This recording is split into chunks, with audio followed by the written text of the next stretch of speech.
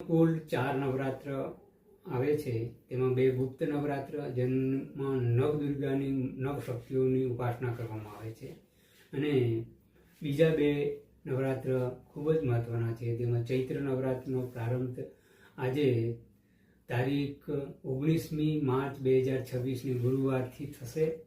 તેનું મહત્ત્વ એટલા માટે છે કે આ દિવસે મા દુર્ગાનો પ્રાગટ્ય દિવસ છે, અને સાથે સાથે આપણો નવા વર્ષનો પ્રારંભ પણ થાય છે. શાલિવાહ 1948નો પ્રારંભ થશે, અને રૌદ્ર નામનો સંવત્સર જે ખૂબ જ વિનાશક માનવામાં આવે છે. આમ પણ આજકાલ દુનિયામાં ખૂબ જ વિનાશ ચાલી રહ્યો છે, તે બળતામાં ઘી હોમવાનું કામ કરશે. આવનાર સમય જે મહાસત્તાઓ કહેવાય છે તેનો અસ્ત થશે, અને નવી મહાસત્તાઓનો ઉદ્ભવ થવાનો, તેમાં ભારત, રશિયા અને ચીન જે મહાસત્તા બનીને ઉભરી આવશે, તે સંકેતો ગ્રહ નક્ષત્ર આપી રહ્યા છે અત્યારે.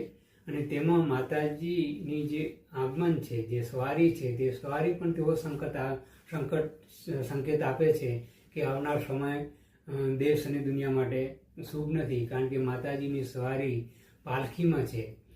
દેવી પુરાણ પ્રમાણે પાલખીમાં આવતા માતાજી એવો સંકેત હોય છે કે વર્ષમાં અશુભ ઘટનાઓ વધુ ઘટશે. આર્થિક છે, સામાજિક, કુદરતી આફતો, યુદ્ધ જેને કહેવાય, મહામારી અને વિનાશક ગરમી, અતિવૃષ્ટિ જેવી ભયંકર પરિસ્થિતિઓનો થશે, ભૂકંપ વગેરે જેવી સંકેતો આ નવરાત્રિમાં માતાજીના સવારી પરથી લાગે છે.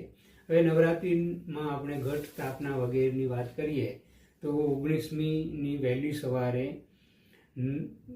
6:52 નવરાત્રિનો પ્રારંભ થશે, અને ઘટ સ્થાપનાનો શુભ મુહૂર્ત છે તે સવારે 6:54 લઈને 7:45.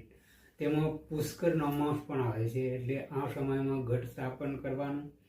તે પછી ઘટ સ્થાપન માટે બપોરે અભિજીત મુહૂર્ત જે પણ ખૂબ જ શુભ માનવામાં આવે છે, તે 12:22 લઈને બપોરે 1:11 સુધી રહેશે.